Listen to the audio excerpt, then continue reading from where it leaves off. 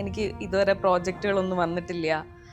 പിന്നീട് ഞാൻ അറിഞ്ഞത് പലയിടത്തും എന്നെ ബാൻ ചെയ്തു ഇൻഡസ്ട്രിയിൽ. ഇന്ന് നമ്മുടെ കൂടെ ഗസ്റ്റായിട്ട് എത്തിയിട്ടുള്ളത് മലയാളി മിനി സ്ക്രീൻ പ്രേക്ഷകരുടെ ഇഷ്ടതാരമായ ആർദ്രദാസ് ആണ്. നമസ്കാരം. വെൽക്കം. Thank you. അറിയാം, അതില് അമ്മയുടെ സർജറിക്ക് വേണ്ടിയിട്ട് അമ്മയുടെ തന്നെ ഭർത്താവിന്റെ ഹസ്ബൻഡ് നമ്മളെ എന്നെ കൊണ്ട് ഭർത്താവിന്റെ ഹസ്ബൻഡ് അച്ഛൻ അല്ല അമ്മയുടെ ചേച്ചിയുടെ സോറി എവിടെയോ എന്തോ ഒരു തകരാറ് പോലെ. ജീവിതത്തിൽ ആരെയും തേച്ചിട്ടൊന്നും ഇല്ല, മനഃപൂർവ്വം അങ്ങനെ തേച്ചിട്ടില്ല, സാഹചര്യം കൊണ്ട്. എനിക്കൊരു മോശം അനുഭവം ഉണ്ടായി. അതെനിക്ക് വല്ലാതെ കരിയർ വൈസ് ആണെങ്കിലും മെന്റലി ഞാൻ അതൊന്നൊന്ന് ഓവർകം ചെയ്യാനായിട്ട് കുറേ ദിവസം എടുത്തു. വെറുതെ ഇരിക്കാതെ വർക്ക് ചെയ്തിട്ടുള്ള ഒരാളാണ്. ഇത്രയും കാലം എടുത്ത് നോക്കി കഴിഞ്ഞാൽ ഒരു പ്രോജക്റ്റ് കഴിഞ്ഞാൽ അടുത്ത പ്രോജക്റ്റ് അല്ലെങ്കിൽ 2 പ്രോജക്റ്റ് അറ്റ് എ ടൈം ചെയ്തുകൊണ്ടിരിക്കുന്ന ഒരാളായിരുന്നു. പക്ഷെ ഈ ഒരു ഇഷ്യൂ ഉണ്ടായതിനു ശേഷം എനിക്ക് ഇതുവരെ പ്രോജക്റ്റുകളൊന്നും വന്നിട്ടില്ല. പിന്നീട് ഞാൻ അറിഞ്ഞത് പലയിടത്തും എന്നെ ബാൻ ചെയ്തു, ഇൻഡസ്ട്രിയിൽ നിന്ന് ബാൻ ചെയ്തു എന്ന് പറയുന്നുണ്ട്.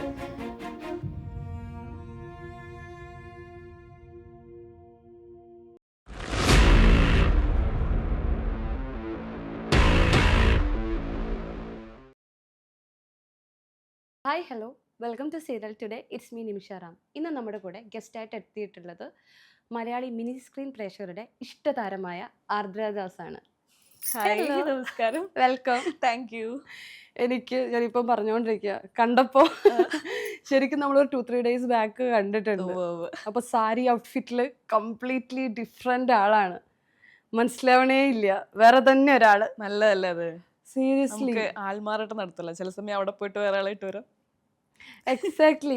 ഞാൻ പറയാം, നമുക്ക് ഏറ്റവും വേണ്ടത് ഒരു ആള് കാസ്റ്റ് ചെയ്യുന്ന സമയത്ത് വേണ്ടത് ക്യാരക്ടർ ചേഞ്ച് ആവുന്നുണ്ടോ. എനിക്കൊന്ന് ഏറ്റവും നന്നായിട്ട് ഷിഫ്റ്റ് ആവാൻ പറ്റുന്ന ഒരാൾ ആർദ്രദാസ് ആണ്. അതെല്ലാരും പറയാറുണ്ട്, ഓരോ ക്യാരക്ടേഴ്സിലും ഓരോ ഹെയർ സ്റ്റൈലിലും ഓരോ പോലെയാണ്.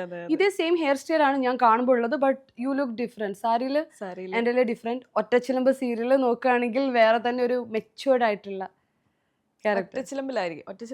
ഒറ്റച്ചിലമ്പിലല്ല, ഐ മീൻ ഇപ്പോഴുള്ള സുഗമോദേവിയില് അത് എൻ്റയർലി ഡിഫറെന്റ് ആണ്, മെച്ചുവർ ആയിട്ടുള്ളത്.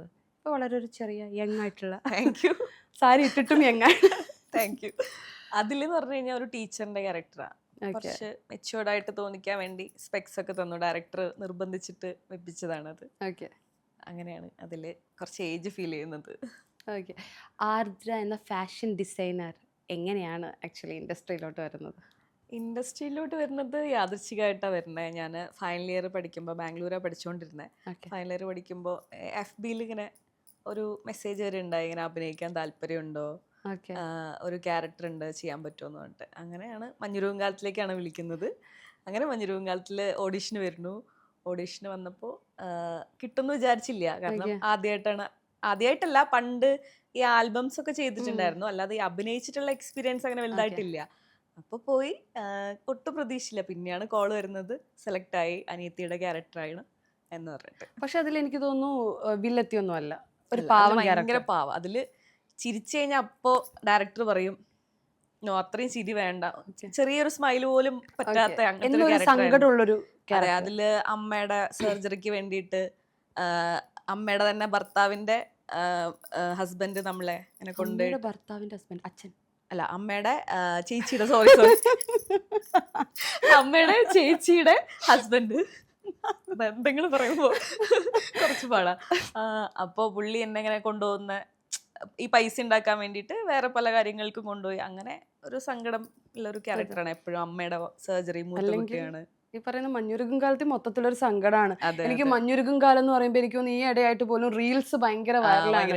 ഭിത്തിയോട് ചേർന്ന് കിടക്കടി, മാറിക്കിടക്കടി എന്നൊക്കെ പറഞ്ഞാൽ കുഞ്ഞിനിങ്ങനെ ഭിത്തിയോട് ചേർന്ന്. അത് നല്ലൊരു സീരിയലാണ്, നമ്മുടെ ജോയ്സി അങ്കിളിന്റെ സീരിയലാണ്. അപ്പോൾ എല്ലാവർക്കും അറിയാം, മനോരമയിലെ ഒരു നോവൽ തന്നെയായിരുന്നു മഞ്ഞുരുകും കാലം. ജോയ്സി സാറിന്റെ എല്ലാം ഈ പറയുന്ന നോവൽ കൺവേർട്ട് ചെയ്തിട്ട് ഈവൻ ഇപ്പോഴുള്ള മഴതോരു മുൻപേ ആണെങ്കിൽ പോലും അല്ലേ എല്ലാവരും ഫേവറേറ്റ് ആയിട്ടുള്ള. അതെ, ആ സീരിയൽ ചെയ്തപ്പോ ഇപ്പോഴും ആ ഒരു സീരിയലിൽ അമ്പിളി എന്ന് പറഞ്ഞ ക്യാരക്ടർ എല്ലാവർക്കും അറിയാം, എല്ലാവരുടെയും മനസ്സിലുള്ള. ഫസ്റ്റ് കരിയർ സ്റ്റാർട്ട് തന്നെ ജോയ്സി സാറിനെ പോലെ ഒരു എന്താ നമ്മൾ പറയാ ലെജൻഡിന്റെ കൂടെ വർക്ക് ചെയ്യുന്ന സമയത്ത് എങ്ങനെയുണ്ടായിരുന്നു അത്? ഇപ്പോൾ ഞാൻ നേരത്തെ പറഞ്ഞ പോലെ തന്നെ മേക്കപ്പിലാണെങ്കിലും എന്തെങ്കിലും ചെറിയൊരു വേരിയേഷൻ, ഇപ്പോൾ കുറച്ച് ലിപ്സ്റ്റിക്ക് ഇടാൻ പാടില്ല, കണ്ണധികം എഴുതാൻ പാടില്ല, അങ്ങനെ കുറേ സംഭവങ്ങളുണ്ട്. അപ്പോൾ അത് റീഷൂട്ട് ചെയ്യുമായിരുന്നു. അങ്ങനെ എല്ലാം നല്ല രീതിയിൽ നോക്കുക. അതുകൊണ്ട് തന്നെയാണ് ആ സീരിയൽ അത്ര ഹിറ്റായത്. ഒരു മൊത്തത്തിൽ എങ്ങനെയാണോ നമ്മൾ നാച്ചുറലായിട്ട് നമ്മുടെ വീട്ടിൽ എങ്ങനെയാണോ ബിഹേവ് ചെയ്യണേ അതുപോലെ തന്നെ ചെയ്തിട്ടുള്ളൊരു സീരിയലാണത്. സാറിന്റെ സീരിയലിന് വൻ ഫാൻ ബേസ് ആണ്. ബിക്കോസ് അത്രയും ക്വാളിറ്റി ഉള്ളത്, നമുക്ക് ഒരു റീപ്ലേസ്മെന്റ് ഇല്ലാത്ത സീരിയൽസ് ആണ് സാറിന്റെ. നമുക്ക് എല്ലാവർക്കും അല്ലേ ക്ലോസ് ടു ഹാർട്ട്. സീരിയൽ കാണാത്ത ആൾക്കാർക്ക് കൂടെ കാണാൻ അതിൽ ഓരോ ക്യാരക്ടേഴ്സ് നമ്മുടെ മനസ്സിലൊക്കെ എപ്പോഴും തങ്ങി നിൽക്കുന്ന ക്യാരക്ടേഴ്സ് ആയിരിക്കും. അതായത് കണ്ടിട്ട് കരയണം എന്നൊക്കെ തോന്നുമ്പോൾ എനിക്ക് തോന്നുന്നു റീലൊക്കെ എടുത്ത് കണ്ടാൽ മതി, കരഞ്ഞു പോകും അല്ലേ. അതിലുള്ള ആ കുട്ടി താരങ്ങളാണെങ്കിലും ആ ചെറിയ കുട്ടി, ആ കുട്ടിക്കും എന്നും ഒരു സങ്കടമാണ് മുഖത്ത്. എനിക്ക് ജോയ് സാർ അത് എക്സിക്യൂട്ട് ചെയ്ത വേ, ആ കുട്ടി എന്നും ഒരു ഉറങ്ങിയതുപോലെ കണ്ണും വെച്ച് ചോദിക്കുമ്പോൾ നമുക്ക് തന്നെ എന്തെങ്കിലും ഒരു ഇത്തിരി ചോറൊക്കെ കൊടുക്കാൻ. ഓക്കെ, അവിടുന്ന് ആ ഫസ്റ്റ് സീരിയൽ തന്നെ അത്രയും നല്ലൊരു സ്റ്റാർട്ടായിട്ട് അതിനുശേഷം എനിക്ക് തോന്നുന്നു ഒറ്റച്ചിലമ്പ്. അതിനുശേഷം ഒറ്റച്ചിലമ്പ് ആക്ച്വലി കമ്മിറ്റ് ചെയ്യുന്ന സീരിയൽ എന്ന് പറഞ്ഞാൽ ഫസ്റ്റ് കമ്മിറ്റ് ചെയ്യുന്നത് ഒറ്റച്ചിലമ്പായിരുന്നു. പക്ഷെ ചെയ്തത് മഞ്ഞുരുവും കാലായി. പക്ഷെ അത് ഭയങ്കര ഗുഡ് സ്റ്റാർട്ടായി അല്ലേ. കരിയർ സ്റ്റാർട്ട് ചെയ്യാൻ അത്രയും നല്ലൊരു വലിയ പ്രൊജക്ടിന്റെ ഭാഗമാകാൻ പറ്റി. ഒറ്റച്ചിലമ്പിൽ പക്ഷെ നെഗറ്റീവ് ഷെയ്ഡായിരുന്നു. ഒറ്റച്ചിലമ്പില് 2 ഷെയ്ഡ് ഉണ്ടായിരുന്നു. ആദ്യം പക്കാ നെഗറ്റീവ് ആയിരുന്നു, പിന്നെ അതൊരു പോസിറ്റീവിലേക്ക് മാറി വരുന്ന ഒരു ക്യാരക്ടർ. ഈ പറയുന്ന സുഗമോ ദേവിയിൽ വന്നതിന് ശേഷം, അതിന് മുന്നേ ഈ സീരിയലിന്റെ ഇടയിലൊക്കെ വരുന്ന ഈ പ്രതിസന്ധികൾ വരുമല്ലോ ഓഫ് കോഴ്സ്. അപ്പം ഇത്രയും ക്യാരക്ടർ ചെയ്ത് ഒരുപാട് പേര് അറിയപ്പെടുന്ന ഒരാളാണ് ആരാധ്യ. എന്നാലും ഈ സീനിയർ ആക്ടേഴ്സ് സപ്പോർട്ട് ഓൾസോ ചെയ്യും, അല്ലാതെയും ചെയ്യും. ഏറ്റവും കൂടുതൽ സപ്പോർട്ടാണോ ഉണ്ടായിട്ടുള്ളത്, അതോ സീനിയർ ആക്ടേഴ്സ് അല്ലെങ്കിൽ കോ ആക്ടേഴ്സിന്റെ ഇടയിൽ നിന്ന്? സീനിയർ ആക്ടേഴ്സിന്റെ ഇടയിൽ നിന്ന് സപ്പോർട്ടാണ് ഏറ്റവും കൂടുതൽ ഉണ്ടായിട്ടുള്ളത്. ഓക്കെ. പക്ഷേ ഈ ഇടയ്ക്ക് എനിക്കൊരു മോശം അനുഭവം ഉണ്ടായി. അതെനിക്ക് വല്ലാതെ കരിയർ വൈസ് ആണെങ്കിലും മെൻ്റലി ഞാൻ അതൊന്നൊന്ന് ഓവർകം ചെയ്യാനായിട്ട് കുറേ ദിവസം എടുത്തു. അപ്പോൾ അതൊരു ഇത്രയും ഒരു 11 years-ആയി ഞാൻ ഇൻഡസ്ട്രിയിൽ. അപ്പോൾ കുറേ ആർട്ടിസ്റ്റുകളുടെ കൂടെ വർക്ക് ചെയ്തിട്ടുണ്ട്, ഒരുപാട് സീനിയേഴ്സ് ആയിട്ടുള്ള. എല്ലാവരുടെ അടുത്തും ഇതുവരെ മോശമായിട്ടുള്ളൊരു അനുഭവം ഉണ്ടായിട്ടില്ല, നല്ല അനുഭവങ്ങൾ മാത്രമേ ഉണ്ടായിട്ടുള്ളൂ. പക്ഷേ ഈ ഇടയ്ക്ക് ഇതായി പറഞ്ഞ മാതിരി ഒരു അനുഭവം ഉണ്ടായി. പക്ഷെ അതിൽ ഒരുപാട് വിഷമമുണ്ട്, ഒന്നും ചെയ്യാൻ പറ്റുന്നില്ല എന്നുള്ളൊരു. അല്ലേ, നമ്മളൊട്ടും പ്രതീക്ഷിക്കാത്ത സമയത്ത് നമ്മുടെ കൂടെ വർക്ക് ചെയ്യുന്ന വർക്കേഴ്സിൻ്റെ അടുത്ത്, ആക്ടേഴ്സിൻ്റെ ഇടയിൽ നിന്നൊക്കെ നമുക്കൊരു വരുമ്പോൾ നമുക്കൊന്നും ചെയ്യാൻ പറ്റാതെ വരും. നമുക്ക് ആ പ്രൊജക്റ്റ് ഉപേക്ഷിക്കാൻ പറ്റില്ല. ആഫ്റ്റർ ഓൾ അത് നമ്മുടെ അല്ലേ അന്നമാണെന്നൊക്കെ പറയും. പ്രൊജക്റ്റ് വിട്ടു പോവാണ് ഉണ്ടായത്. പ്രൊജക്റ്റ് വിട്ടു. അതെ, അത്രയും നമ്മളെ ബാധിക്കുന്ന, എനിക്ക് തോന്നുന്നു ശരിക്കും നമ്മളെ പാമ്പർ ചെയ്യണമെന്ന് പറയണില്ല, എന്നാൽ പോലും സപ്പോർട്ടാണ് എല്ലാവരും. ഒരു ജൂനിയർ ആർട്ടിസ്റ്റിനാണെങ്കിലും എനിക്ക് എന്താ പറയാനുള്ളതെന്ന് വെച്ച് കഴിഞ്ഞാൽ, നമ്മള് എല്ലാവരും വർക്ക് ചെയ്യാൻ വേണ്ടി വരുന്നതാ. വർക്ക് ചെയ്യാൻ പോവാ, സപ്പോർട്ട് ചെയ്തില്ല, പാമ്പർ ചെയ്തില്ല, ഒന്നും വേണ്ട, ഉപദ്രവിക്കരുത് ആരെയും, അത്രേ ഉള്ളൂ. അതെ, നമ്മുടെ കരിയറിനെ തന്നെ ബാധിക്കില്ലേ ചിലപ്പോൾ. ഒരു പക്ഷെ അവരുടെ ചെറിയൊരു ആക്ട് തന്നെ നമ്മളെ ലൈഫ് ലോങ് ബാധിക്കാൻ അത് മതി. അല്ല, അതിനുശേഷം ഞാൻ ഇങ്ങനെ എന്താ പറയാ, വെറുതെ ഇരിക്കാതെ വർക്ക് ചെയ്തിട്ടുള്ള ഒരാളാണ്. ഇത്രയും കാലം എടുത്ത് നോക്കി കഴിഞ്ഞാൽ ഒരു പ്രോജക്റ്റ് കഴിഞ്ഞാൽ അടുത്ത പ്രോജക്റ്റ്, അല്ലെങ്കിൽ 2 പ്രോജക്റ്റ് അറ്റ് എ ടൈം ചെയ്തുകൊണ്ടിരിക്കുന്ന ഒരാളായിരുന്നു. പക്ഷേ ഈ ഒരു ഇഷ്യൂ ഉണ്ടായതിനു ശേഷം എനിക്ക് ഇതുവരെ പ്രോജക്റ്റുകളൊന്നും വന്നിട്ടില്ല. പിന്നീട് ഞാൻ അറിഞ്ഞത് പലയിടത്തും എന്നെ ബാൻ ചെയ്തു, ഇൻഡസ്ട്രിയിൽ നിന്ന് ബാൻ ചെയ്തു എന്ന് പറയുന്നുണ്ട്. പക്ഷെ ഇതൊന്നും ഞാൻ അറിയുന്നില്ല. ഒഫീഷ്യലി എൻ്റെ അടുത്ത് ആരും ബാൻ ചെയ്തതായിട്ട്. ബാൻ ചെയ്യണമെങ്കിൽ നമുക്ക് സംഘടനകളുണ്ട്, അങ്ങനെയല്ലേ പറയണ്ടേ. പക്ഷെ അങ്ങനെ ഒരു സംഭവം ഇപ്പോൾ നേരിട്ടുകൊണ്ടിരിക്കുകയാണ് ഞാൻ. എനിക്ക് വർക്കില്ലാതെ ഇപ്പോൾ ഒരു 7 മാസത്തോളം വർക്കില്ലാതെ വേറെ ആരും വിളിക്കുന്നില്ല. അങ്ങനെ ഒരു അവസ്ഥയിൽ ഇങ്ങനെ പോയിക്കൊണ്ടിരിക്കുകയാണ്. പക്ഷെ എനിക്ക് തോന്നുന്നു നമ്മുടെ ഈ ആർട്ടിസ്റ്റിനൊക്കെ ടാലന്റിനെയാണ് ഏറ്റവും കൂടുതൽ കാണേണ്ടത്. നമ്മൾ ഒരുപാട് കാലമായിട്ട് കാണുന്ന ഒരു ഫേസ് ആണ്. ഇപ്പം നേരത്തെ ഞാൻ പറഞ്ഞതുപോലെ നമുക്ക് ഡയറക്ട്ലി കാണുമ്പോൾ മനസ്സിലാക്കാൻ പോലും, കാരണം അത്രയും ആ ക്യാരക്ടറായി മാറുകയാണ്.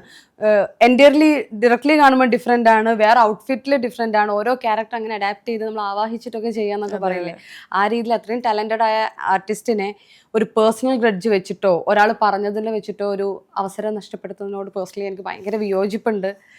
എന്നിട്ട് പോലും എനിക്ക് ഇപ്പോഴും ഓർമ്മയുണ്ട്, ഞാൻ ഈ ഇന്റർവ്യൂവിൽ വിളിച്ച സമയത്ത് എനിക്ക് ആരെയും കുറ്റം പറയാൻ താല്പര്യമില്ല, എനിക്ക് ഒരാളുടെ നെയിം വെച്ച് ബ്ലെയിം ചെയ്യാൻ എനിക്ക് താല്പര്യമില്ല എന്ന് പറഞ്ഞാൽ I really appreciate that. Thank you. കാരണം എന്താണെന്ന് വെച്ച് കഴിഞ്ഞാൽ, ഇപ്പം നമ്മളത് പറഞ്ഞു കഴിഞ്ഞിട്ടുണ്ടെങ്കിൽ അവർക്ക് ഫാമിലി ഉണ്ട്.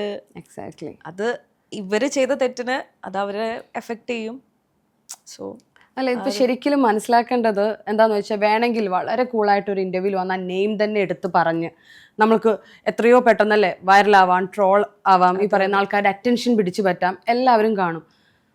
ഈ പറയുന്ന വിഷു അറിയാത്ത ആൾക്കാർക്ക് പോലും ആ വ്യക്തിയുടെ പേരറിയാൻ പറ്റും. പക്ഷേ you are not doing all that അല്ലേ. അതിന് രീതിയിൽ പോകുന്നു, ആ പേഴ്സണെ ഒട്ടും ഹാം ചെയ്യാത്ത രീതിയിൽ. ആ ഒരു ഇഷ്യൂ ഇപ്പം ഞാൻ ചോദിച്ച പോലെ ആ ഇഷ്യൂവിനെ പറഞ്ഞത്, ആ വിഷമം ഷെയർ ചെയ്തു. പക്ഷെ പലരും ഇങ്ങനെയല്ല. എല്ലാവരും ഒരു അവസരത്തിന് വേണ്ടി കാത്തിരിക്കുകയാണ്, അവരെ ബ്ലെയിം ചെയ്യാനോ അവർക്കിട്ടൊരു പണി കൊടുക്കാനോ. ഇവിടെ ഈസി ആയിട്ട് ചെയ്യായിരുന്നു അത്രയ്ക്ക്. But you are not willing to do that. അത് അപ്രീഷിയേറ്റ് ചെയ്യേണ്ട കാര്യമാണ്. അത് ശരിയല്ലാന്ന് തോന്നി, അതുകൊണ്ട് ചെയ്തില്ല. പക്ഷെ എന്തായാലും നീതി കിട്ടട്ടെ, അങ്ങനെ ഒരിക്കലും അല്ലേ അല്ല, അതിനി വേറൊരാൾക്കും വരരുതെന്നാണ് വിചാരിക്കണം. അതുകൊണ്ട് തന്നെയാണ് വിചാരിക്കണത്. എക്സാക്ട്ലി. ഈ പറയുന്ന ആർട്ടിസ്റ്റിന് അവരുടെ കഴിവ് വെച്ച് ഒരുപാട് അവസരം കിട്ടട്ടെ. ഞാൻ ഒരുപാട് പേരുടെ ആർട്ടിസ്റ്റിൽ ആയിട്ടുള്ള വേറെയും ഒരുപാട് പേര് ഫേസ് ചെയ്യുന്ന ആൾക്കാർ പറഞ്ഞിട്ടുണ്ട്, എനിക്ക് ഒരു ഇഷ്യൂയുടെ പേരിൽ ചിലപ്പോൾ അവരുടെ ഭാഗത്താണോ ശരി എന്നൊന്നും ആരും ശ്രദ്ധിക്കില്ല, അവസരങ്ങൾ നഷ്ടപ്പെട്ടിട്ടുണ്ട്. പിന്നീട് ഇവൻ കുറച്ച് വീട്ടിലിരിക്കട്ടെ എന്ന് പറഞ്ഞ് മനഃപൂർവ്വം അവോയ്ഡ് ചെയ്തിട്ടുണ്ട്. കോ ആർട്ടിസ്റ്റ് കൂടെ നിൽക്കാതെ അവരവരുടെ കാര്യം നോക്കി പോയിട്ടുണ്ടെന്ന് പറഞ്ഞിട്ടുണ്ട്. സോ അത് ഒരിക്കലും ഉണ്ടാകാൻ പാടില്ലല്ലോ. എനിക്ക് ഏറ്റവും കൂടുതൽ ഈ ഇൻഡസ്ട്രിയിലാണ് ഇത് നടക്കുക, ബാക്കി ഒരു ഇൻഡസ്ട്രിയിലും ഇല്ല. ഇൻഡസ്ട്രിയിൽ ഞാനും കണ്ടിട്ടുണ്ട്, എൻ്റെ കണ്ണുകൊണ്ട് കണ്ടിട്ടുണ്ട്. ഇപ്പൊ ജൂനിയർ ആർട്ടിസ്റ്റുകളെ മാറ്റി നിർത്തുന്ന പല ആൾക്കാരുണ്ട്, അവരോട് മോശമായിട്ട് പെരുമാറുന്ന പല ആൾക്കാരുണ്ട്. ഇപ്പൊ നമ്മളൊരു ജെൻഡർ നോക്കുകയാണെങ്കിൽ നമ്മളൊരു സ്ത്രീയാണ്, അപ്പൊ നമ്മുടെ കൂടെ വർക്ക് ചെയ്യുന്നത് വേറൊരു സ്ത്രീയാണല്ലോ. അപ്പോൾ ചില സമയത്ത് വാഷ്റൂം പോലും യൂസ് ചെയ്യാൻ പറ്റാതെ, അത് ഞങ്ങൾ യൂസ് ചെയ്യുന്ന വാഷ്റൂമാണ്, സോ അവിടെ പോകാൻ പറ്റില്ല, അങ്ങനെയൊക്കെ പറയണത് ഞാൻ കണ്ടിട്ടുണ്ട്. പക്ഷെ നമുക്ക് അവിടെ ഒന്നും ചില സമയത്ത് ഒന്നും ചെയ്യാൻ പറ്റില്ല, റിയാക്ട് ചെയ്യാൻ പറ്റില്ല. സെപ്പറേറ്റ് ആയിട്ടല്ലേ എനിക്ക് തോന്നുന്നു ആർട്ടിസ്റ്റിന് ഈ ഗ്ലാസ്സിൽ അല്ലെങ്കിൽ അതുപോലെ പോലും ചെയ്യുന്ന അങ്ങനത്തെ പൊളിറ്റിക്സ് ഇല്ലേ? ഞാനിത് ഡയറക്ട്ലി കണ്ടിട്ടുണ്ട്. സോറി, ഇത്ര ഗ്ലാസ്സേ ഉള്ളൂ, അത് ഈ ആർട്ടിസ്റ്റിനൊക്കെയാണ്. ചില ആർട്ടിസ്റ്റിന്റെ അടുത്തൊരു പക്ഷെ ഇപ്പൊ കുറെ മാറിയിട്ടുണ്ട്. മുമ്പൊക്കെ ഞാൻ വന്ന സമയത്തൊക്കെ നല്ല രീതിയിൽ അങ്ങനത്തെ സംഭവങ്ങളൊക്കെ ഉണ്ട്. പക്ഷെ ഇപ്പൊ കുറെയൊക്കെ മാറിയിട്ടുണ്ട് ഇൻഡസ്ട്രി. ഇപ്പൊ ഈസിലി റീപ്ലേസബിൾ ആണ് ക്യാരക്ടേഴ്സിനെയൊക്കെ. അവസരം നമ്മുടെ ആവശ്യമാണെന്നുള്ള രീതിയിൽ എത്തുന്ന സമയത്ത് അല്ലെ, ചെറുതായിട്ട് ഇഷ്ടപ്പെട്ടില്ലെങ്കിൽ അവരെ വീട്ടിലിരുത്താമെന്ന് ചിന്തിക്കുന്ന ഒരുപാട് ഡയറക്ടേഴ്സ് ഉണ്ട്. അല്ലാതെ നല്ല രീതിയിൽ ആൾക്കാർക്ക് വർക്ക് കൊടുക്കും അപ്രീഷിയേറ്റ് ചെയ്യുന്ന ഡയറക്ടേഴ്സ് ഉണ്ട്. എല്ലാ സ്ഥലത്തും പ്രോസ് ആൻഡ് കോൺസ് ഉണ്ടാകുമല്ലോ. ഞാൻ പറയാം, നെഗറ്റീവ് ഷെയ്ഡിലെ കഥാപാത്രം ചെയ്യുമ്പം പറഞ്ഞല്ലോ, ആൾക്കാർ വരുമ്പോൾ അടിയോ തൊഴിയോ ഒക്കെ ആയിരിക്കും കിട്ടുക. അതേസമയം പോസിറ്റീവ് ആയിട്ടുള്ള ക്യാരക്ടർ ചെയ്യുമ്പോൾ കെട്ടിപ്പിടിക്കലായിരിക്കും. ഇതിൽ ഏതിലായിരിക്കും ആസ് ആൻ ആർട്ടിസ്റ്റ് കൂടുതൽ സാറ്റിസ്ഫാക്ഷൻ കിട്ടുക പേഴ്സണലി? ഈ നെഗറ്റീവ് ഷെയ്ഡിലെ കഥാപാത്രം കണ്ടിട്ട് നീ തുളസിയോട് അങ്ങനെ ചെയ്തില്ലേ എന്ന് പറഞ്ഞ് ദേഷ്യപ്പെടുമ്പോഴോ, ആ ഒരു എക്സ്പ്രഷൻ ആണോ വന്നു കഴിഞ്ഞ് അയ്യോ മോളെ എന്ന് പറഞ്ഞ് കെട്ടിപ്പിടിക്കില്ല ആ ക്യാരക്ടർ? ഏതിലായിരിക്കും? ഇതെനിക്ക് രണ്ടും കിട്ടിയിട്ടുണ്ട് ആക്ച്വലി. അപ്പൊ ഏതിലാ കൂടുതൽ സാറ്റിസ്ഫാക്ഷൻ തോന്നി? രണ്ടും രസമാണ്. പക്ഷെ എനിക്ക് കൂടുതലും നെഗറ്റീവ് ക്യാരക്ടർ ചെയ്തിട്ട് അത് ആൾക്കാർ ദുഷ്ടയാണ് അങ്ങനെ പറയുന്ന കേൾക്കാൻ ഇഷ്ടമാണ്. കാരണം അവർക്ക് അത്രത്തോളം നമ്മളോട് ഒരു ഇറിറ്റേഷൻ, ദേഷ്യം തോന്നുന്നത് നമ്മള് അത്രത്തോളം അവരെ വിചാരിച്ച പോലെയല്ല, കുറച്ചെങ്കിലും നന്നായിട്ട് ചെയ്യാൻ പറ്റുന്നതുകൊണ്ടാണല്ലോ. അപ്പൊ അത് കാരണം അങ്ങനെ വരുമ്പോൾ എനിക്ക് നെഗറ്റീവ് ക്യാരക്ടർ ചെയ്യാൻ ഭയങ്കര ഇഷ്ടമാണ്. കാരണം നോർമൽ ക്യാരക്ടറാണ് എപ്പോഴും ഇങ്ങനെ കരഞ്ഞുകൊണ്ടിരിക്കും, ഒരേ ഒരു പാറ്റേൺ. ഇതങ്ങനെ വേരിയേഷൻസ് ഉണ്ടാവും. നമുക്ക് ദേഷ്യം കാണിക്കേണ്ടി വരും, ചില സമയം ഡ്രാമ, അങ്ങനെ വേരിയേഷൻ ഉണ്ടാവും. അതുകൊണ്ട് എപ്പോഴും നെഗറ്റീവ് റോള് ചെയ്യാനാണ് എനിക്കിഷ്ടം. ഓക്കെ. ഇനിയും എനിക്ക് തോന്നുന്നു അതിനുശേഷം വന്നത് നെഗറ്റീവ് ക്യാരക്ടറാണ്. ഈ പറയുന്ന സുഗമോദേവിയാണോ ചെയ്യുന്നത്? സുഗമോദേവിയിൽ പോസിറ്റീവ് ആയിട്ടുള്ള നല്ലൊരു ബോൾഡ് ആയിട്ടുള്ള ഒരു ക്യാരക്ടറാണ്. ഓക്കെ. മഴയത്തു മുൻപേ സീരിയൽ അമൃതയില് മഴയത്ത് മുമ്പേ എന്ന് പറഞ്ഞ സീരിയൽ, അതില് സ്നേഹ എന്ന് പറഞ്ഞ ഒരു ക്യാരക്ടർ. അത് നെഗറ്റീവ് അത് നെഗറ്റീവ് എന്ന് പറഞ്ഞു കഴിഞ്ഞാൽ അത് ഇവളെ നെഗറ്റീവ്, അത് ശരിക്കും പറഞ്ഞു കഴിഞ്ഞാൽ ഞാനാന്ന് ചില സമയത്ത് എനിക്ക് തോന്നാറുണ്ട്. ചില സമയത്ത് അറിയാൻ വേണ്ടിട്ടാ. അത് ഇവളുടെ സാഹചര്യം കൊണ്ട് ഇവള് നെഗറ്റീവ് ആവുന്നതാണ്. അത് പല ആൾക്കാരെ തെറ്റിദ്ധരിപ്പിച്ചിട്ടും അങ്ങനെയൊക്കെ ഉള്ളത്. പക്ഷെ ശരിക്കുള്ള സ്നേഹ എന്ന് പറഞ്ഞു കഴിഞ്ഞാൽ നല്ല മെച്യൂർഡ് ആയിട്ടുള്ള ഒരു കുട്ടിയാണ്. കുറച്ച് കുട്ടിത്തൊക്കെ ഉണ്ടെങ്കിലും അവളുടെ പെരുമാറ്റത്തിലൊക്കെ മെച്യൂർഡ് ആയിട്ട് അങ്ങനെയുള്ളൊരു ക്യാരക്ടറാണ്. സാഹചര്യമാണല്ലോ മനുഷ്യനെ ദേവനും കാലനൊക്കെ ആക്കണേ. ചില ആൾക്കാരുടെ അടുത്ത് ഈ പറയണ പോലെ കാലനായേ പറ്റുള്ളൂ, വേറെ ഓപ്ഷൻസ് ഉണ്ടാവില്ല അല്ലേ? പ്രേതമായിട്ടുള്ള കോമ്പിനേഷൻ, കോമ്പിനേഷൻ വന്നിട്ടില്ല. പ്രേതത്തിന്റെ കുറെ കളികളുണ്ടല്ലോ, അങ്ങനത്തെ കുറെ സംഭവങ്ങൾ. അതായത് എന്റെ കൂടെ ചേച്ചിയുടെ ഭർത്താവിനെ കൊണ്ടുവന്ന് പ്രേതം കിടത്തുക, അങ്ങനത്തെ കുറെ പ്രേതത്തിന് വല്ലാത്ത നോട്ടി. അതെ അതെ, അങ്ങനത്തെ കുറെ സംഭവങ്ങൾ ഉണ്ടായിരുന്നു. പ്രേതമായിട്ട് കോമ്പിനേഷൻ ഉണ്ടായിരുന്നു. എനിക്കൊന്ന് നിത്യദാസിനെ പോലെ ഒരാള് സീരിയലിൽ വരുന്ന സമയത്ത് എല്ലാവർക്കും ഭയങ്കര എക്സൈറ്റഡ് ആയിരിക്കും അല്ലേ? നമ്മള് ഫിലിംസിലൊക്കെ കണ്ടു. എങ്ങനെയുണ്ടായിരുന്നു ചേച്ചി ആയിട്ടുള്ള സമയത്ത്? ചേച്ചി ഭയങ്കര രസം. ചേച്ചിക്ക് വൈകിട്ട് ഭയങ്കര വിശപ്പിന്റെ ആളാണ്. വൈകിട്ട് ചേച്ചിന്റെ കൂടെ പോയിരുന്നു കഴിഞ്ഞാൽ മിക്കവാറും നമ്മുടെ കപ്പ, ചിക്കൻ കറി അങ്ങനെ എന്തെങ്കിലുമൊക്കെ കഴിക്കാം. വൈകിട്ടാവുമ്പോൾ ഒരു 6 മണിക്കൊക്കെ പുള്ളിക്കാരി നേരത്തെ ഫുഡ് കഴിക്കുന്ന ആളാണ്, ഡേറ്റൊക്കെ നോക്കുന്ന ആളാണ്. അപ്പോൾ അങ്ങനെ കുറേ കാര്യങ്ങളുണ്ട്. ഫുഡൊക്കെ കഴിക്കണമെങ്കിൽ ഡയറ്റ് ആണെങ്കിൽ കൂടെ പുള്ളിക്കാരുടെ കയ്യിൽ എന്തെങ്കിലുമൊക്കെ ഉണ്ടാവും. അപ്പോൾ ചേച്ചിയുടെ അടുത്ത് വരുന്നു കഴിഞ്ഞാൽ നല്ല എന്തെങ്കിലും വെറൈറ്റി ഫുഡൊക്കെ കഴിക്കാം. എനിക്ക് തോന്നുന്നു നിത്യദാസ് എന്ന് പറയുമ്പോൾ എല്ലാവർക്കും ആ ഒരു ഫേസ് ഓർമ്മ വരും. ഭയങ്കര വിശപ്പാന്ന് പറയുമ്പോൾ എനിക്ക് പെട്ടെന്ന് ഓർമ്മ വന്നത് എന്താ ബാസന്തി ഇരുന്ന് ആ ഒരു ബസ്സിലിരുന്നിട്ട് കഴിക്കുമ്പോൾ വേണമെന്ന് എന്താ ബുക്കാര ചിന്നക്കുട്ടി. അതെ, അത് ചോദിക്കണ്ടല്ലോ, എനിക്ക് ആ ഭാഷ മനസ്സിലാവുന്നത്. എന്തോ കാട്ടുഭാഷയല്ലേ സംസാരിക്കണേ? അത് ആക്ച്വലി ചേച്ചി തന്നെ ഉണ്ടാക്കിയ ഭാഷയാന്നാ പറയണേ. അതെ, ചേച്ചി തന്നെ ഇങ്ങനെ സംസാരിച്ചിട്ട് എന്തൊക്കെയോ സംസാരിച്ചപ്പോ വന്നൊരു സാധനമാണെന്നാ പറഞ്ഞു. അതെ. ഇപ്പൊ ഭയങ്കര വിശപ്പാന്ന് പറഞ്ഞപ്പോ എന്റെ മൈൻഡിൽ ആ സീൻ ഇങ്ങനെ വരാ കഴിക്കുന്നു. അതെ അതെ.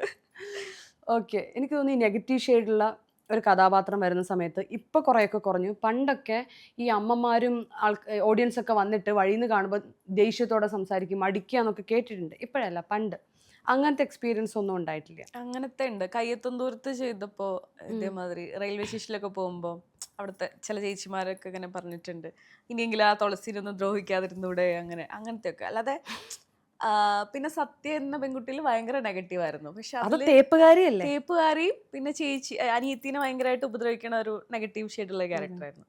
പക്ഷെ അതിലും എല്ലാവരും ക്യൂട്ടായിട്ടുള്ള നെഗറ്റീവ് എന്നൊക്കെ പറഞ്ഞിട്ട് അങ്ങനെ നല്ല കുറച്ച്. പിന്നെ ഞാൻ കമന്റ്സുകൾ എടുത്ത് വായിക്കുന്ന ആളാണ്. അപ്പൊ ഈ ഭയങ്കരമായിട്ട് തേപ്പുകാരി, എനിക്ക് തോന്നുന്നു ഈ ഫിലിമിലൊക്കെ തേപ്പുകാരി വരുന്നതിന്റെ കൂടെ തന്നെ സീരിയലിലെ ഏറ്റവും വലിയ തേപ്പുകാരിയായിട്ട് അറിയപ്പെടുകയാണ്. സന്തോഷമുണ്ടോ തേപ്പുകാരി എന്ന് കേൾക്കും?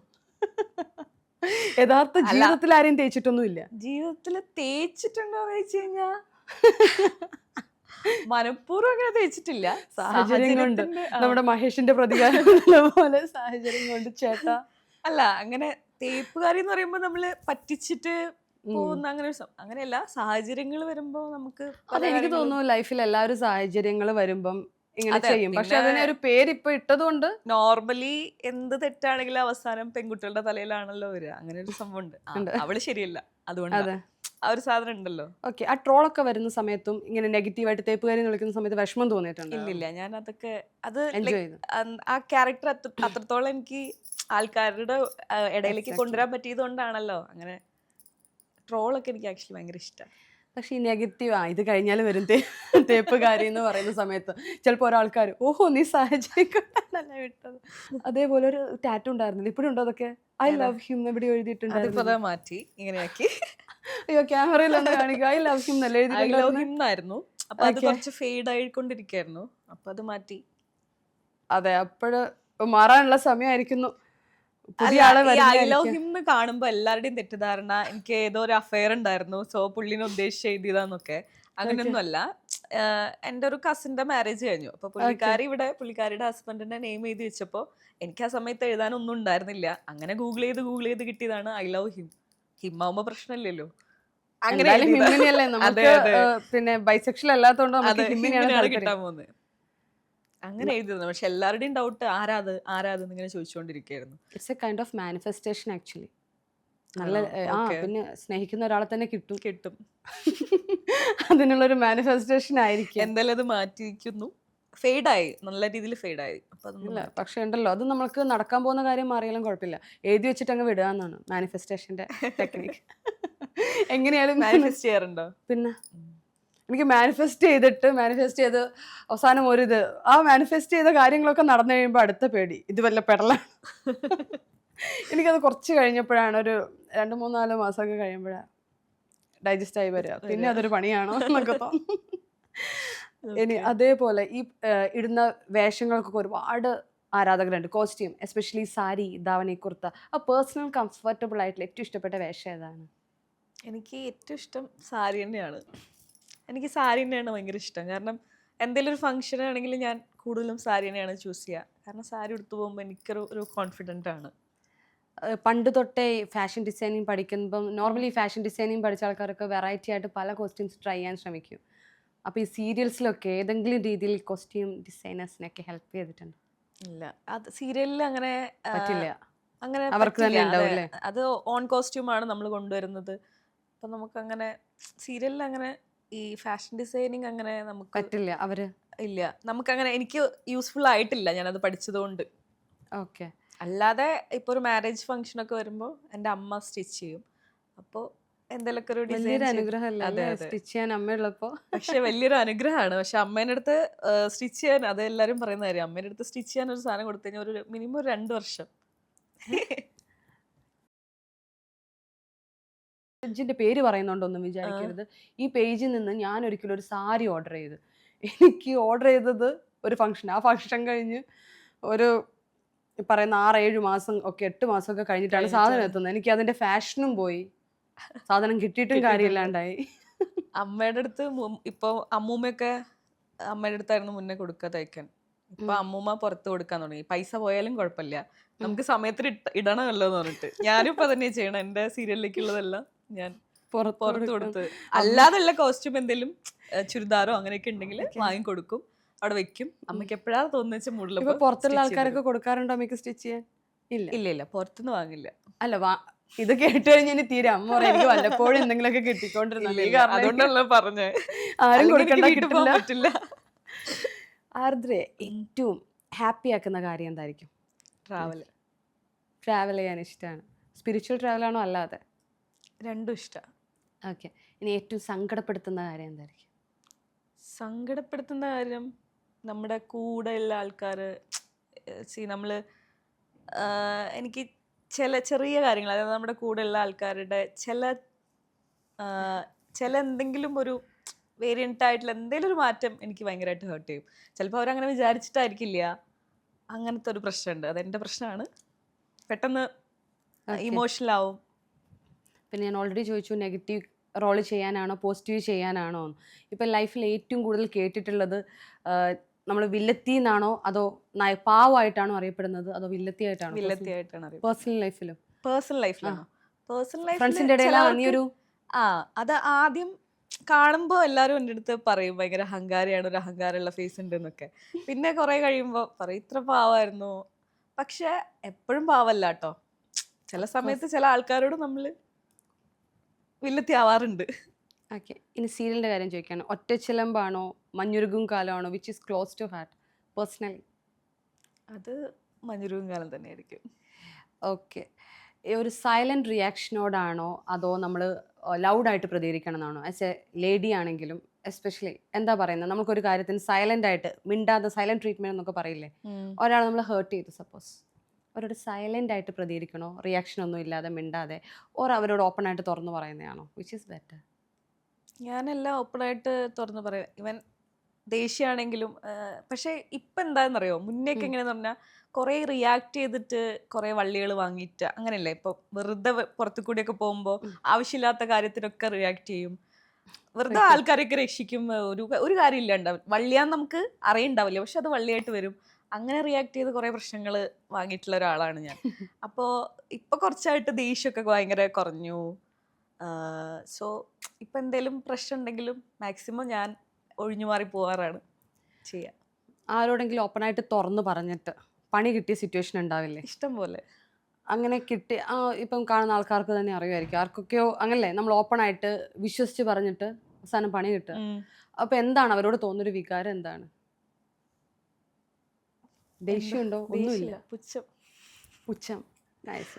അത് അടിപൊളി അല്ലേ? ഒന്നും കൊടുക്കണ്ട. വേറെന്താ ചെയ്യാ? പിന്നെ അവരോടൊന്നും പറയാനില്ല, എന്ത് പറയാൻ. പിന്നെ അവരൊരിക്കലും ജീവിതത്തിലോട്ട് തിരിച്ചു വിളിക്കില്ലല്ലോ. ഇല്ല. പണി കിട്ടിയാൽ പഠിക്കാറുണ്ടോ അതോ വീണ്ടും വീണ്ടും? അങ്ങനെ വിളിച്ചിട്ടുണ്ടായിരുന്നു, വീണ്ടും പണി കിട്ടിയിട്ടും വീണ്ടും വിളിച്ചിട്ടുണ്ടായിരുന്നു. പക്ഷെ ഇപ്പം കുറച്ച് മെച്യൂർഡ് ആയി എന്നാണ് എനിക്ക് തോന്നണത്. ഞാൻ തോന്നൽ മാത്രമാണോന്ന് അറിയില്ല. ആണോ? Of course. എനിക്ക് അന്നത്തെ 10 വയസ്സ് അതൊക്കെ മാറിയില്ലേ അല്ലേ?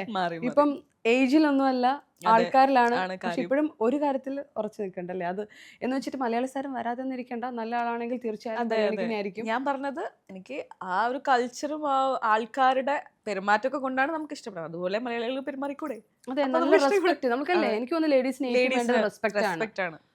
Respect, understanding. ലുക്സ് ഒക്കെ പിന്നീട് വരുന്നൊരു കാര്യമല്ലേ. നല്ല ലുക്ക് ഉണ്ടായിട്ട് ചീഞ്ഞ മീനിന്റെ സ്വഭാവമാണ്, എന്തോ ചെയ്യും. ഇനി പേഴ്സണലി ചെയ്യാൻ ആഗ്രഹമുള്ള ഒരു ക്യാരക്ടർ എന്താണ് സീരിയലിൽ നായികയായിട്ട്? ബിക്കോസ് ഞാൻ ഈ ഒരു ഔട്ട്ഫിറ്റ് കണ്ടപ്പോൾ നായികയായിട്ട് ഞാനതൊരു ചെയ്തിട്ടില്ല. പക്ഷെ എനിക്ക് വില്ലത്തിയായിട്ട് ചെയ്യാൻ തന്നെയാണ് താല്പര്യം. എനിക്ക് ഇന്ന് കണ്ട സമയത്ത് ആദ്യം പറഞ്ഞു, എന്നെ കാണുമ്പോൾ എല്ലാവർക്കും ഒരു നെഗറ്റീവായിട്ട്, എനിക്ക് വന്നപ്പോൾ തന്നെ ഭയങ്കര ഒരു കണ്ട സമയത്ത് തന്നെ ഞാൻ പറഞ്ഞു അല്ലേ, ഒരു നായികയൊക്കെ കയറി വരുന്നൊരു.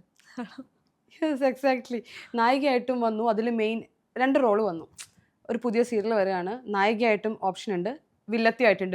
ഏത് സെലക്ട് ചെയ്യും? 2 ഈക്വലി ഇമ്പോർട്ടൻ്റ് ആയിട്ടുള്ള റോളാണ്, ഒന്നിനേക്കാളും കുറവല്ല.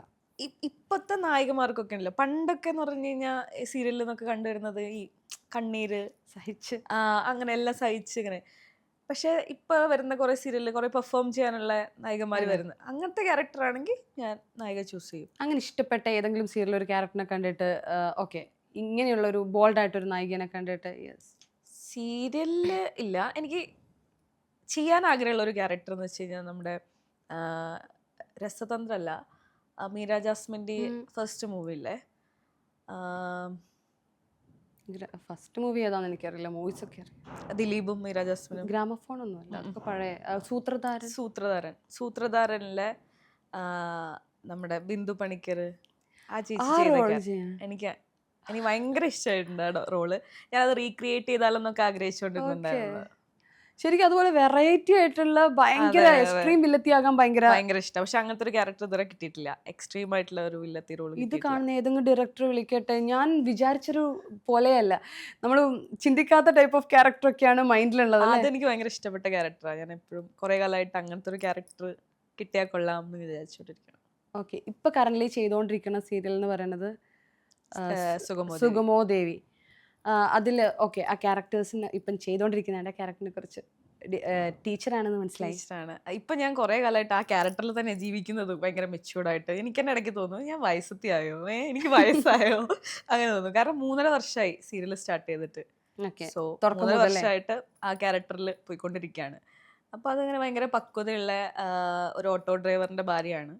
സോ അംഗൻവാടി ടീച്ചറായിരുന്നു, ഇപ്പല്ല, വർക്ക് ചെയ്യുന്നില്ല. അപ്പോൾ ഒരു എഡ്യൂക്കേറ്റഡ് ആയിട്ടുള്ള ഒരു കുട്ടി, ബോൾഡ് ആയിട്ടുള്ള ആ ഒരു അങ്ങനെ ഒരു ക്യാരക്ടറായിരുന്നു. ഗൗരി എന്നാണ് ക്യാരക്ടറിൻ്റെ പേര്.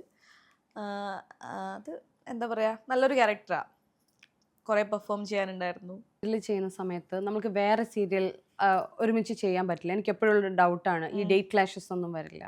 ഡേറ്റ് ക്ലാഷ് മുന്നേ ഒക്കെ എനിക്ക് ഡേറ്റ് ക്ലാഷ് വന്നു കഴിഞ്ഞാൽ ഭയങ്കര ടെൻഷനാണ്. എനിക്ക് പറ്റില്ല, അത് ഭയങ്കര ഒരു ടെൻഷനാണ്. അപ്പോൾ ഞാൻ മാക്സിമം അങ്ങനെ വരാതിരിക്കാൻ നോക്കും. ഒരു സമയം 2 സീരിയലിൽ കൂടുതൽ ചെയ്യില്ല, അതും ഒരെണ്ണം 1 to 15, ഒരെണ്ണം 15 to 30 അങ്ങനെയാണെങ്കിൽ മാത്രമേ എടുക്കാറുള്ളൂ. കാരണം ഡേറ്റ് ക്ലാഷ് എന്ന് പറഞ്ഞു കഴിഞ്ഞാൽ നമുക്ക് ആർട്ടിസ്റ്റുകൾക്ക് ഭയങ്കര ഏറ്റവും ടെൻഷനുള്ളൊരു കാര്യമാണ്. ഞാൻ മുന്നേ ചെയ്തിട്ടുണ്ട്, ഈ മഞ്ഞുരുവും കാലവും ഒറ്റച്ചിലമ്പും ചെയ്ത സമയത്ത് രാവിലെ ഒറ്റച്ചിലമ്പ് എറണാകുളത്താണ് ഷൂട്ട്. രാവിലെ ഇവിടെ 2 സീൻ തീർത്തിട്ട് KSRTC ബസ്സിലൊക്കെ സൂപ്പർ ഫാസ്റ്റിലൊക്കെ പോയിട്ടുണ്ട് ഞാനും എൻ്റെ അമ്മയും. ഇവിടുന്ന് ഡേ ലൈറ്റ് പോകുന്നതിന് മുന്നേ അവിടെ എത്തണം മഞ്ഞുരുവും കാലം ചെയ്യാൻ വേണ്ടിയിട്ട്. അങ്ങനെ പോയി വർക്ക് ചെയ്ത സമയം ഉണ്ടായിട്ടുണ്ട്. സോ അതൊക്കെ ഭയങ്കര നമുക്ക് മെൻ്റലി നമുക്ക് ഫിസിക്കലി ഭയങ്കര ടെൻഷനും ഒക്കെ ഉള്ളൊരു സംഭവം ആയതുകൊണ്ട് പിന്നെ അങ്ങനെ ഡേറ്റ് ക്ലാഷ് വരാൻ മാക്സിമം ഞാൻ നോക്കൂല. ഏതെങ്കിലും ഒരു ആർട്ടിസ്റ്റിൻ്റെ കൂടെ ഈ ആളുടെ കൂടെ വർക്ക് ചെയ്തിരുന്നെങ്കിൽ എന്ന് അങ്ങനെ തോന്നിയിട്ടുണ്ടോ എപ്പോഴെങ്കിലും? നമ്മൾ ഈ ഫിലിമിലൊക്കെ പറയല്ലോ, അധികം നായികമാരൊക്കെ പറയും എനിക്ക് ഈ ആർട്ടിസ്റ്റിൻ്റെ കൂടെ. എനിക്ക് അങ്ങനെ തോന്നിയിട്ടുള്ളത് രജനീകാന്തിൻ്റെ കൂടെ വർക്ക് ചെയ്യണം എന്ന് തോന്നിയിട്ടുണ്ട്. അതെനിക്ക് പുള്ളിനെ ഇഷ്ടമാണ്, രജനീകാന്ത് സാറിനെ ഇഷ്ടമാണ്. പക്ഷെ വേറെ കാരണം എന്താണെന്ന് വെച്ചിട്ടുണ്ടെങ്കിൽ അത് ഞങ്ങളുടെ ഫാമിലിയിൽ തന്നെ ഇങ്ങനെ പണ്ട് വീടൊക്കെ കുറച്ച് മുന്നേ തറവാട് വീടായിരുന്നു ഞങ്ങൾ ഇരിക്കണം. അപ്പോൾ വീട്ടിലൊക്കെ കുറച്ച് പണികളൊക്കെ ഉണ്ടായിരുന്നു. അപ്പോൾ ഒന്ന് റെനോവേഷൻ ചെയ്യാമെന്നൊക്കെ പറഞ്ഞപ്പോൾ ഇതേമാതിരി ഒരു അങ്കിളുണ്ട് ഞങ്ങളുടെ ഫാമിലിയിൽ. അപ്പോൾ പുള്ളി ഇങ്ങനെ ചോദിച്ചു, ഓ നീ അപ്പോൾ അമ്മ പറഞ്ഞ കാരണം എന്ന് വെച്ച് കഴിഞ്ഞാൽ അവളുടെ കൊളീഗ്സ് ഒക്കെ വരുമ്പോൾ വീടൊക്കെ കാണുമ്പോൾ മോശമല്ലേ, അപ്പോൾ ഒന്ന് നേരെയാക്കി ഇടണ്ടേന്ന്. അപ്പോൾ പുള്ളി എടുത്ത വായിക്കി വെച്ച്, ഓ നിന്റെ മോൾ എന്താ രജനീകാന്തിൻ്റെ നായികയായിട്ടാണ് അഭിനയിക്കുന്നത്? അപ്പം അന്ന് തൊട്ട് തുടങ്ങിയതാണ്. നായികയായിട്ടല്ല, അങ്ങനത്തെ ചെയ്യാൻ പറ്റില്ല എന്നുള്ളത് അറിയാം. പക്ഷെ എന്തെങ്കിലും രജനീകാന്ത് സാറിൻ്റെ കൂടെ എന്തെങ്കിലും ഒരു ചെറിയ ക്യാരക്ടർ ആണെങ്കിലും ചെയ്യണം എന്ന് ഭയങ്കര ആഗ്രഹം. തീർച്ചയായും എനിക്ക് തോന്നുന്നു ഏറ്റവും നല്ലത് തമിഴിലുള്ള ഒരു ആർട്ടിസ്റ്റ് തന്നെ കല്യാണം കഴിക്കട്ടെ, അല്ലെങ്കിൽ ഒരു ഡയറക്ടറോ എന്തെങ്കിലും കല്യാണം കഴിക്കണം, എന്നിട്ട് തമിഴിൽ കൂടെ സജീവമായിട്ട്. പക്ഷെ ആ അങ്കിളിപ്പോൾ മരിച്ചുപോയി, പുള്ളി ഇത് കാണാൻ അതൊരു വിഷമം, പുള്ളി ഇത് കാണാനുണ്ടായില്ല, മരിച്ചുപോയി. നമ്മൾ അയ്യോ മരിച്ചുപോയി എന്ന് പറഞ്ഞിട്ട് രണ്ടുപേരും ചിരിക്കുന്നത് കേട്ടുവെന്നും ചെയ്യേണ്ടി. അങ്ങനെയല്ല, മാമനാണെന്നല്ലേ പറഞ്ഞു? മാമൻ എന്ന് പറഞ്ഞു കഴിഞ്ഞാൽ റിലേറ്റീവ്, മാമി സ്വന്തം മാമനല്ല. മാമി ജീവനോടെ ഉണ്ട്. അല്ല മാമി ഒന്നും വിചാരിക്കില്ലേ, മാമൻ. അതാ ഞാൻ ആരാ പറഞ്ഞെന്ന് പറയാത്തത്, അവർക്കും എനിക്കല്ലേ അറിയുള്ളൂ. അതെ അതെ. അപ്പോൾ തീർച്ചയായും ഞാൻ പറയട്ടെ, തമിഴായിട്ട് ഒരുപാട് എനിക്ക് തോന്നുന്നു തമിഴ് ആർട്ടിസ്റ്റൊക്കെ ഏറെക്കുറെ നല്ല കളർഫുൾ ആയിട്ടാണ്. ഈ ഒരു ഔട്ട്ഫിറ്റ് ഒക്കെ കണ്ട് ഇൻ്റർവ്യൂ കണ്ടു കഴിഞ്ഞാൽ തമിഴിൽ നിന്ന് നല്ലൊരു ഓഫർ വരട്ടെ. മുന്നോട്ട് ഇതൊരു ട്രീറ്റ് ഉണ്ടാവും വന്ന. തീർച്ചയായും. അതിനല്ല, ഇനി 2 ട്രീറ്റ് കിട്ടാനുണ്ട്. ഫസ്റ്റ് ഒരാളെ സെറ്റ് ആകുന്ന സമയത്തുള്ള ഓക്കെ ട്രീറ്റ്. പിന്നെ അടുത്ത തമിഴിൽ കൊറേ ട്രീറ്റ് വാങ്ങൂലോ. അല്ല, ഇതൊക്കെ കിട്ടും. ഇത് ഉടനെ തന്നെ റെഡി ആവട്ടെ. അത് കഴിഞ്ഞ് എനിക്ക് 2 പേരെ ഞാൻ തന്നെ ഇന്റർവ്യൂ ചെയ്യാനുള്ള ഭാഗ്യം എനിക്ക് ഉണ്ടാവട്ടെ. എന്നിട്ട് ഈ ഇതും കട്ടൊക്കെ എടുത്തിടണം. സോ പണ്ട് പറഞ്ഞിരുന്നു, പറഞ്ഞ പോലെ ഒരാളെ കിട്ടും. കൊള്ളാം ഇല്ലേ, നല്ല രസമില്ലേ? നല്ല രസമായിരിക്കും. ഒരുപാട് സന്തോഷം. സീരിയൽ വിലത്തിയാണെങ്കിലും ജീവിതത്തിൽ ഒരു നായിക തന്നെയാണ്. എനിക്ക് സംസാരിച്ചപ്പോൾ എനിക്ക് ഒരുപാട് നമുക്ക് ഇഷ്ടം തോന്നില്ലേ ചില ആൾക്കാരുടെ അടുത്ത്. ഭയങ്കര ജെന്യൂൻ ആയിട്ട് തോന്നി. എന്തായാലും പ്രോബ്ലംസ് ഒക്കെ എത്രയും പെട്ടെന്ന് തീരട്ടെ. ഒരുപാട് ജെന്യൂനിറ്റി കുറെ സ്ഥലങ്ങളിൽ നമുക്ക് ഉപദ്രവമായിട്ടും വരുന്നുണ്ട് കേട്ടോ. അങ്ങനെ ഒരു പ്രശ്നം കൂടി ഉണ്ട്. അത് ഒരുപാട് പണി കിട്ടിയ ആൾക്കാർക്കൊക്കെ പിന്നെ ജെന്യൂൻ ആവാൻ ഭയങ്കര പേടിയായിരിക്കും. പക്ഷെ എന്തായാലും ഒരുപാട് ഓപ്പർച്യൂണിറ്റി കിട്ടട്ടെ. പ്രോബ്ലംസ് ഒക്കെ എത്രയും പെട്ടെന്ന് തീരട്ടെ. ഒത്തിരി സന്തോഷം. വീണ്ടും കാണാം. Thank you so much.